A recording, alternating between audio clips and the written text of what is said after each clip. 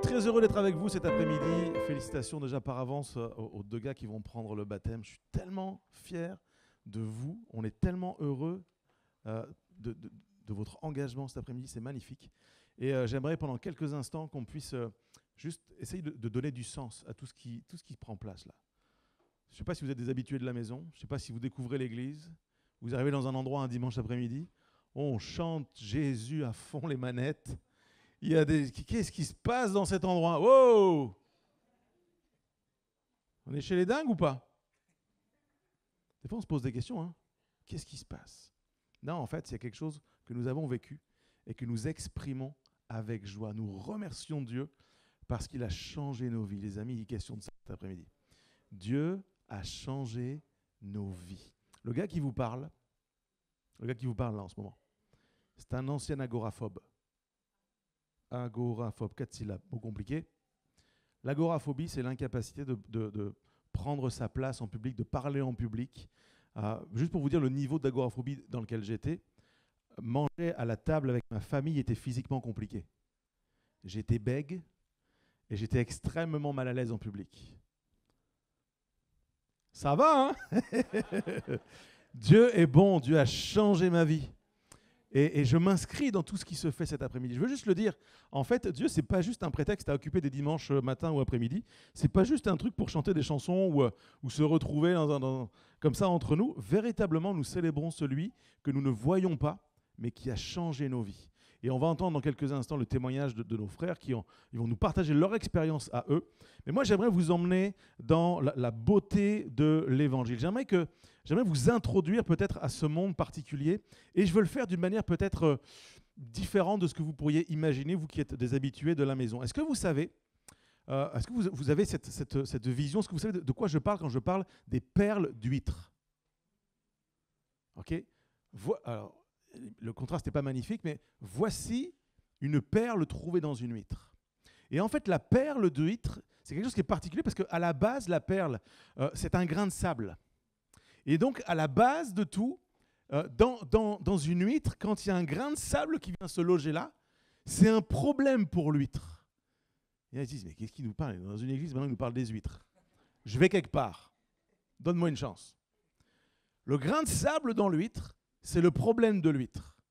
Et pour se défaire de ce problème, elle va faire tourner ce grain de sable et elle va produire de la nacre et à la fin, ça donne une perle. Pourquoi je vous raconte ça? Pourquoi je vous parle de ça?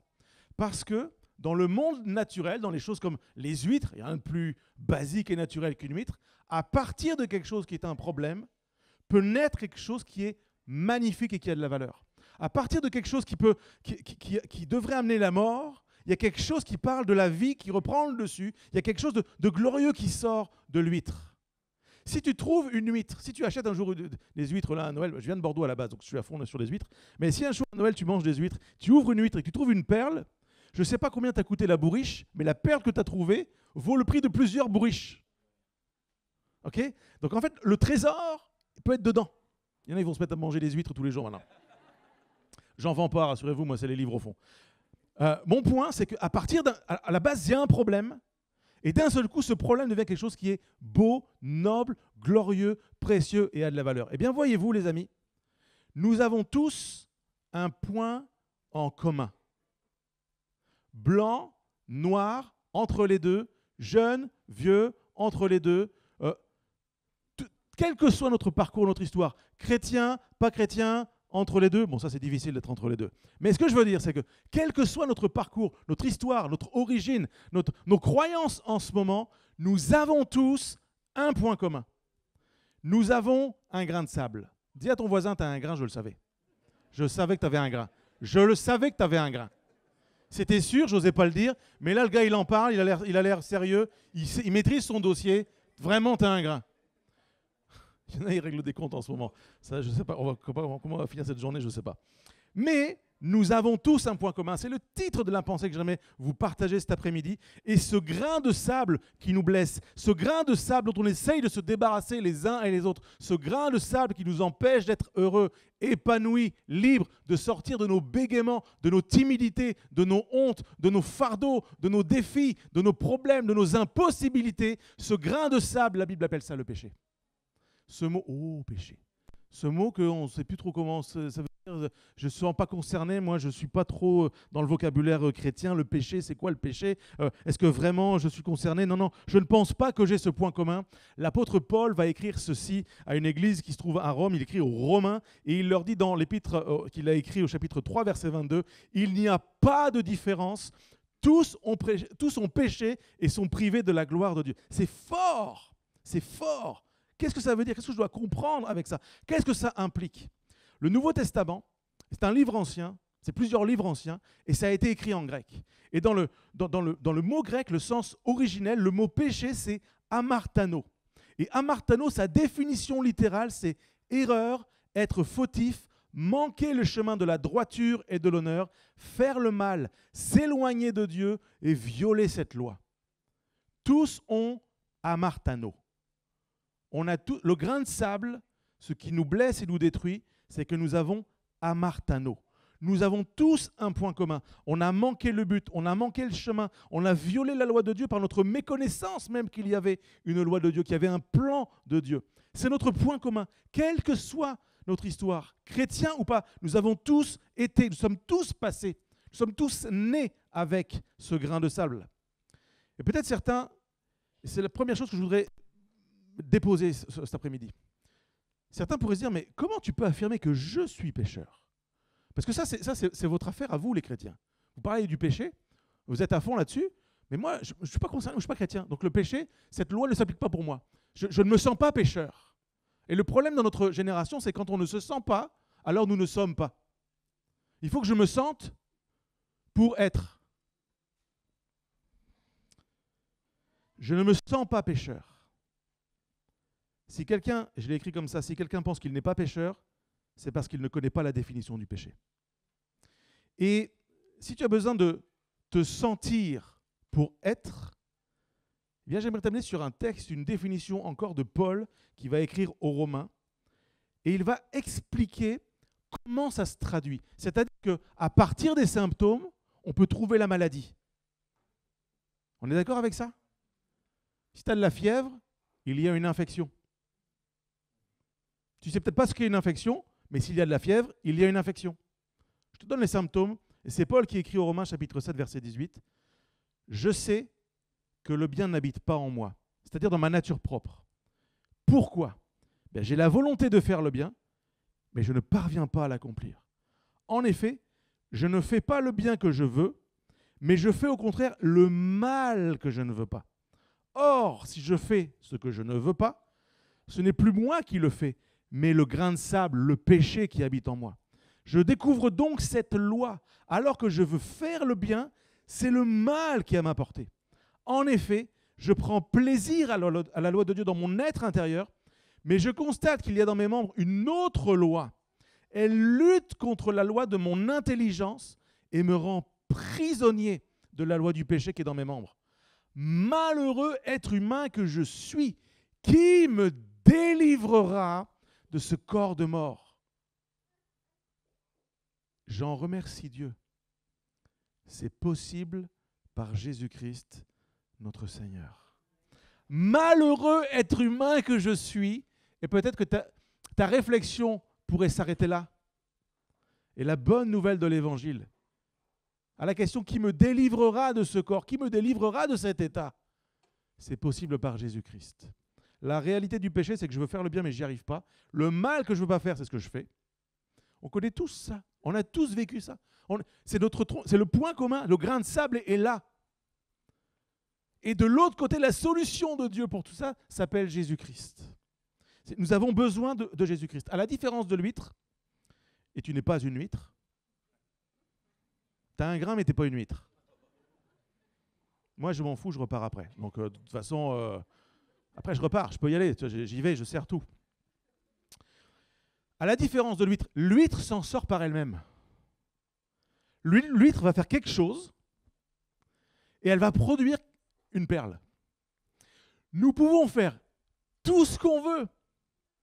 On ne peut pas se débarrasser du problème. Je peux faire des efforts et fais des efforts, mais je ne me débarrasserai pas de la question du péché. Ce problème-là Je ne peux pas le régler de manière naturelle. Pourquoi ? Parce que le péché, avant d'être quelque chose qui se traduit dans le monde naturel, vient d'un problème qui est spirituel. Et si je veux traiter le mal à la racine, je ne peux pas juste traiter le symptôme. Je dois le traiter dans sa nature, dans ce que c'est réellement. J'ai besoin d'une intervention spirituelle pour régler un problème spirituel. Et il y a plein de problèmes que l'on peut avoir qui sont invisibles. Des fois, à l'intérieur de ton corps, une bactérie, un microbe, un virus, quelque chose, tu ne le vois pas, mais il est là quand même. Eh bien, le péché, peut-être que tu n'arrives pas à l'identifier où est-ce qu'il est précisément, mais il est là. Et il demande une intervention qui est spirituelle. J'ai écrit ceci, le problème du péché n'est pas réglé de manière naturelle, mais de manière spirituelle. Et c'est précisément ce que Paul va prêcher aux Romains, sur la réalité du péché. Ça nous sépare de Dieu. Je ne savais même pas qu'il y avait un Dieu, je ne savais même pas que ce que je pratiquais, non seulement, moi, ça me fatigue, ça me tanne, ça me limite, ça me détruit, ça me tient prisonnier, mais je ne savais même pas que ça me condamnait. Non seulement je me débat, je mets ça sous le tapis, j'essaie de faire bonne figure. Bonjour, ça va? Oui, bien, ça va bien, merci beaucoup, oui, ça va bien. Je fais bonne figure, mais au-dedans, ça m'agace, ça m'énerve, je suis fatigué, je suis en colère, je grogne, caractère, que là, je dois négocier avec cette affaire-là. Et je ne savais pas que j'étais condamné en plus à cause de tout ça. Peut-être certains, vous découvrez, vous êtes condamnés. Tous ont péché et tous sont privés. Mince! Qui me délivrera de ce corps de mort? Je remercie Dieu, dit Paul, et son enseignement vient jusqu'à nous. Il arrive jusqu'à Istres en 2024, un dimanche après-midi. J'en remercie Dieu, c'est possible par Jésus-Christ, notre Seigneur. J'aimerais pour quelques instants, s'il vous plaît, vous parler de Jésus. Permettez-moi de vous ramener à ce personnage central dans l'histoire de la Bible, dans l'histoire de l'humanité. Il y a un avant et un après Jésus-Christ dans notre calendrier, et il peut y avoir dans ton calendrier de vie un avant et un après Jésus-Christ.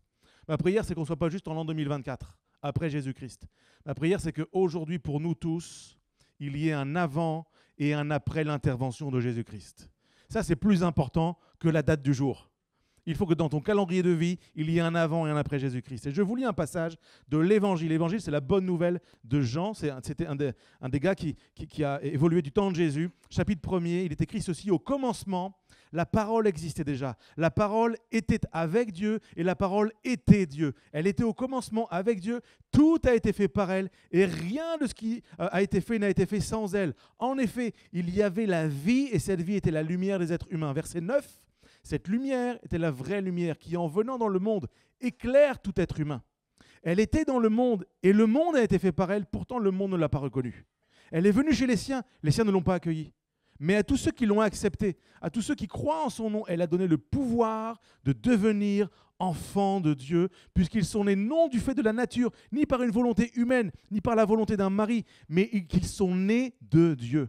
Et la parole s'est faite homme, elle a habité parmi nous, pleine de grâce et de vérité. Nous avons contemplé sa gloire, une gloire comme celle du Fils unique venu du Père. Jean lui a rendu témoignage et s'est écrié, c'est celui à propos duquel j'ai dit, celui qui vient après moi m'a précédé, car il était avant moi. Nous avons tous reçu de sa plénitude et grâce sur grâce. De qui parle l'auteur?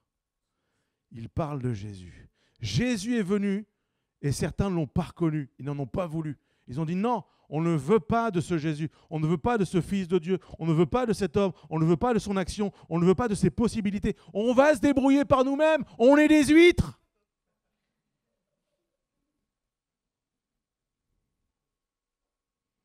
De là où je viens, quand on dit que tu as le QI d'une huître, c'est pas positif. Et sans manquer de respect à personne, la réalité, c'est que si je crois que je suis une huître, je vais vouloir faire comme l'huître. Et mon point, c'est que je ne peux pas régler la question de mon péché. Je ne peux pas parce que je ne suis pas une huître. J'ai été j'ai une possibilité, j'ai une invitation, j'ai la possibilité de rencontrer, de connecter celui qui a créé le ciel et la terre, par qui j'existe, qui me prête le souffle de vie. Je ne suis propriétaire d'absolument rien. Il me prête le souffle de vie. Et ce Dieu-là dit, je veux que tu réalises que cette loi, ce qui se débat en toi, ça s'appelle le péché, et que j'ai l'antidote, j'ai le remède, j'ai de quoi supprimer ce truc qui te tient captif, prisonnier, qui te lie, qui anéantit ton moral, ton espoir, tes possibilités. J'ai le remède. Ce remède n'est pas un cachet, ce remède n'est pas une religion, ce remède n'est pas une église, ni une adresse, ni un moyen naturel, humain. C'est un moyen spirituel. Son nom, c'est Jésus. J'ai besoin de Jésus pour que mon être intérieur soit libéré, pour que je sois sauvé, pour que je puisse retrouver cette communion avec ce Dieu que je ne connaissais pas. J'ai besoin de Jésus. J'ai besoin de m'approcher de lui. J'ai besoin de comprendre qu'il est le Fils de Dieu, que je l'ai par mes actions, comme le dit Jean. J'en ai pas voulu. Je m'en suis débarrassé. J'ai voulu faire sang. J'ai voulu faire l'huître. Je ne veux pas être fermé comme une huître au message de l'Évangile. Je ne veux pas agir comme une huître. Je ne veux pas penser comme une huître. Je ne m'en sortirai pas parce que je ne suis pas une huître. Deuxième chose que je vous laisse cet après-midi, la grâce est accessible aujourd'hui. Je crois qu'il y a des moments comme ça dans notre vie qui marquent peut-être pas l'histoire du monde, mais notre histoire à nous. Et aujourd'hui, nous avons la possibilité de recevoir sa plénitude. Ce mot qui ne veut plus rien dire aujourd'hui. Et grâce sur grâce. Jésus était là au commencement de l'humanité.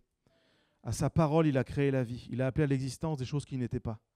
Ce Dieu qui a tout pouvoir, qui s'est incarné, qui s'est livré, qui s'est révélé à nous en offrant ce qu'il avait de mieux, de plus cher. Il a donné son Fils unique afin que ceux qui croient en lui ne meurent pas à cause de leur amartano, à cause de leur péché, mais qu'ils soient justifiés, graciés, libérés du poids du péché. Il vient comme une lumière et la lumière vient révéler ce qu'il y a dans les ténèbres, ce que je ne voyais pas, je n'en avais pas conscience. C'est très facile. Tu te mets dans une pièce où il fait noir, tu ne vois pas ce qu'il y a. Et nous naissons dans la vie, nos yeux voient clair pour la plupart de nous, mais il y a des choses que nous ne voyons pas. On est comme dans les ténèbres, dans plein de domaines. Et d'un seul coup, la lumière de Jésus arrive, l'évangile vient, la parole de Dieu vient, et elle met en lumière, wow, je ne savais pas que ce symptôme-là voulait dire que j'étais pécheur. La lumière de Jésus vient dans notre vie. Dans nos pensées, elle nous éclaire et elle nous révèle que, effectivement, il y a un grain de sable, il y a un problème, ça s'appelle le péché. Il fallait absolument que Jésus vienne pour que nous soyons sauvés. J'ai écrit ceci, il fallait que nous croisions la route de Jésus, à la fois pour comprendre qu'il est le Fils de Dieu, mais que lui seul a le pouvoir d'amener la vie dans le chaos et la lumière dans les ténèbres. Quelqu'un doit l'entendre aujourd'hui. Ces ténèbres dans ta vie, ces prisons mentales, ça ne va pas comme j'aimerais, ça ne va jamais, j'ai toujours plus et ça ne va pas mieux, je tente de régler mes choses, je suis fort, ni Dieu ni maître, j'y arriverai, je suis plus fort, je suis le meilleur et ça ne marche pas et ça fait des années. Le fruit, c'est que tu es esclave et prisonnier. Et je te le dis, nous sommes tous pareils. La seule différence, c'est qu'il y en a qui ont croisé la route de Jésus et qui ont dit, tu peux me libérer. Si tu peux faire quelque chose, si tu peux intervenir, je fléchis les genoux. Je te demande pardon pour ma bêtise, ma faute, mon endurcissement. Je t'accepte comme mon sauveur, le Fils unique de Dieu. Viens régner sur ma vie, deviens mon Seigneur. Et d'un seul coup, quelque chose se passe dans le monde spirituel. L'acte qui me condamnait est déchiré. Mon nom est inscrit dans les cieux. Je deviens un fils, une fille du Dieu vivant. Quelle grâce vous... C'est pour ça qu'on chante. C'est pour ça qu'on est comme des dingues cet après-midi. On était morts, on est vivants. On était condamnés à mort, on est condamnés à vivre éternellement libérés. Alléluia! Ça s'appelle la grâce, les amis. Un jour, je parlais avec un couple pour tenter de leur expliquer le message de l'Évangile. Et puis ce couple avait du mal de me comprendre. Et dans ce couple, le monsieur a commis des actes criminels, il a fait de la prison, il a purgé sa peine et il est sorti. Et donc moi, je fais leur connaissance après la sortie de la prison. Et ce gars m'explique ce qui l'a conduit en prison. Il était violent, il s'est laissé embarquer dans des mouvances d'extrême droite. Il a cassé des vitrines et cassé des têtes des gens. Un jour, il s'est fait attraper. Il avait commis des crimes, il s'est retrouvé en prison. Il purge sa peine. Il sort de là. Et puis, les circonstances ont fait que leur fils a croisé la route de l'Évangile. Leur fils s'est converti. Leur fils leur a témoigné. Et eux, ils arrivent un dimanche à notre église à Toulon. Et ils sont assis dans les rangs, ils ne savent même pas ce qu'ils font là. En fait, leur fils leur dit, va à l'église, va à l'église, va à l'église. Je peux pas t'expliquer, va à l'église, va à l'église, va à l'église, va à l'église. Ton cas, il faut Jésus. Dans ton cas, il faut Jésus. Et il se retrouve assis derrière mon épouse, et mon épouse, à la fin du moment, se retourne, fait connaissance, vous êtes qui, vous êtes tout ça. Et donc, s'installe une conversation, on commence à échanger. Et on prend un café avec eux, on fait connaissance un peu plus en profondeur, et ils racontent leur histoire, c'est juste de la folie. Je ne raconte pas tout parce que je n'ai pas le temps, puis il faut les protéger. Mais cette femme, j'ai essayé de lui expliquer la grâce. Le concept de la grâce, elle ne le comprend pas, elle ne le perçoit pas. Et donc je torture, j'essaie d'être le plus pédagogue possible, j'essaie d'illustrer, de machin, et j'y arrive pas. Et à un moment, j'ai une idée, j'ai des révélations. Je dis, écoute, quand ton mari était en prison, t'aurais voulu qu'il sorte? Ah bah oui, j'aurais voulu qu'il soit libre. Bon, est-ce qu'il le méritait? Non. Qui avait le pouvoir de faire sortir ton mari de prison?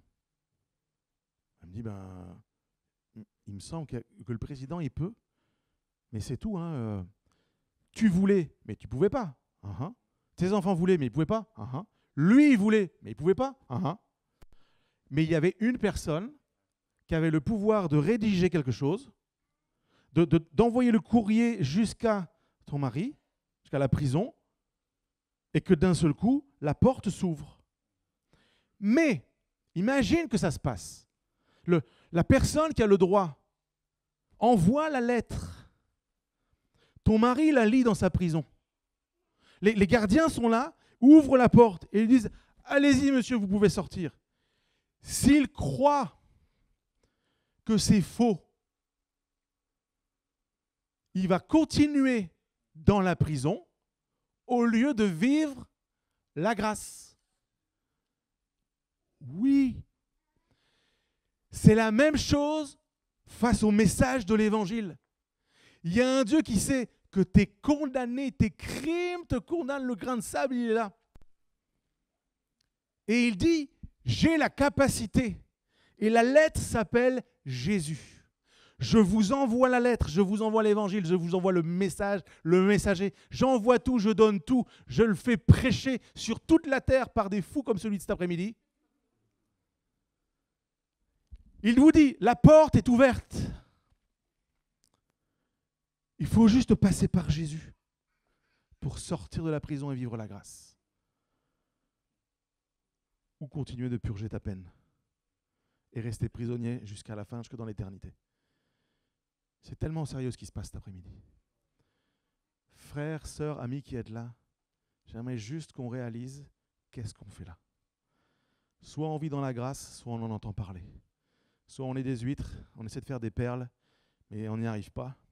Soit on est des hommes et des femmes perdus qui reconnaissent leur état, qui se tournent vers Dieu, qui demandent pardon pour leurs fautes et qui acceptent la grâce qu'il leur a faite cet après-midi de passer des ténèbres à la lumière, de la mort à la vie, de l'esclavage à la liberté, de l'impossibilité à la possibilité, du désespoir à l'espoir d'une vie sans Dieu, à une vie avec Dieu. Est-ce que vous êtes de cela? J'aimerais juste prier que peut-être ce message vienne pénétrer dans les cœurs. Est-ce qu'on pourrait, que vous soyez chrétien ou pas, habitué de la maison ou pas, j'aimerais juste vous inviter à pencher la tête vers l'avant, fermez les yeux simplement. Je veux juste qu'on puisse se recueillir dans la prière quelques instants. Dieu Tout-Puissant, tu nous permets, Seigneur, de vivre quelque chose que nous ne méritons pas. Tu nous permets d'avoir accès à ce trésor du ciel qu'est la grâce. Et tu l'as rendu possible, non pas parce qu'on le mérite, mais tu l'as rendu possible parce que Jésus l'a payé pour nous. Parce que Jésus a payé à la croix, en mourant, Seigneur, il est mort, il a pris sur lui nos fautes, il a payé. Et il nous donne accès à ta grâce. Il est la grâce parfaite. Et je te prie cet après-midi pour les hommes et les femmes, les jeunes gens, les jeunes filles qui sont dans ce lieu et qui peut-être vivent en dehors de la grâce, ne le savaient pas, l'avaient refusé jusqu'à aujourd'hui. Je prie mon Dieu. Je prie mon Dieu que par ton esprit, tu viennes faire germer la vie maintenant. La possibilité, la grâce. Je prie qu'elle prenne vie dans le cœur de plusieurs. Alors que je prie, tout le monde a les yeux fermés, j'aimerais lancer cet appel à quelqu'un. Si quelqu'un dit, je ne connais pas bien ce Jésus dont tu parles, mais je me reconnais, j'ai les symptômes et je réalise que j'ai besoin de Jésus, j'ai besoin de plier les genoux, j'ai besoin d'un sauveur parce que ça va dans le mur, je le sais. Et j'ai besoin que tu pries pour moi, j'ai besoin d'accepter ce Dieu qui peut sauver ma vie. Tout le monde a les yeux fermés. Si c'est ton cas, je te demande simplement de lever ta main à ta place, je vais juste prier pour toi. Que la vie de Dieu vienne dans ta vie. Oui, Dieu te voit. Est-ce qu'il y a une autre personne qui dit « J'ai besoin de la grâce de Dieu » ? Oui, Dieu te voit. Oui, Dieu te voit. Oui, Dieu te voit. Oui, Dieu te voit. Est-ce qu'il y a une... Oui, Dieu te voit. Est-ce qu'il y a une 8e personne ? Oui, Dieu te voit. Oui, Dieu te voit, madame. Oui, Dieu te voit. Alléluia, Jésus, Jésus, Jésus. J'aimerais faire quelque chose. Écoutez, je vais prier pour vous, frères et sœurs, hommes et femmes qui avaient levé la main. Mais j'aimerais faire quelque chose. J'aimerais vous guider en prière. Vous qui avez levé la main ou qui peut-être auraient dû lever la main. Je vais vous inviter à répéter une prière avec moi. Et pour que personne ne soit mal à l'aise, je vais inviter toute l'Église à la répéter. Pour dire, on est avec toi. On veut t'accueillir au milieu de nous. On prie ensemble. Et on est nous-mêmes au bénéfice de la grâce. Moi, je vous dis, je prie cette prière, mais ce n'est pas une formule magique. Je veux juste te conduire, t'aider à ouvrir la bouche, à accepter Christ. Et je suis heureux de pouvoir le faire parce qu'à chaque fois, je me rappelle à quel point c'est bon, à quel point Dieu a changé ma vie à moi et je le remercie à l'occasion. Alors, j'aimerais t'inviter à répéter avec moi, avec force et conviction. Et l'Église le fait avec moi. Seigneur Jésus, je viens à toi. Je reviens à toi. Je réalise que je suis pécheur. Et j'ai besoin de ta grâce. Jésus, sois mon sauveur. Je te demande pardon. Je te donne ma vie. Sois mon Seigneur. Merci pour ta grâce. J'ai prié au nom de Jésus. Amen. Amen. Seigneur, je te prie que les hommes, les femmes, les gars, les filles qui ont prié cette prière pour la première fois, qui devaient prier ça, qui sont passés, qui avaient besoin de ce moment, je te demande, Saint-Esprit, de venir déposer dans leur cœur maintenant la vie, l'assurance qu'il n'y a plus de condamnation, que les choses anciennes passent et toutes choses deviennent nouvelles, que leur nom est inscrit dans ton livre dans les cieux, dans le livre de vie. Je prie, Saint-Esprit, que tu viennes les sceller, que tu leur donnes cette joie qui vient d'en haut, de savoir qu'ils sont passés de prisonniers à hommes et femmes libres en Jésus, qu'ils ne sont pas inconnus, mais qu'ils sont connus dans les cieux, qu'ils sont aimés, désirés et choisis. Merci mon Dieu, nous te bénissons pour la joie qu'il y a dans le ciel et que nous ressentons ici sur la terre. Merci pour ces moments. On t'a prié, Père, dans le nom de Jésus, et l'Église dit Amen, Amen, Amen.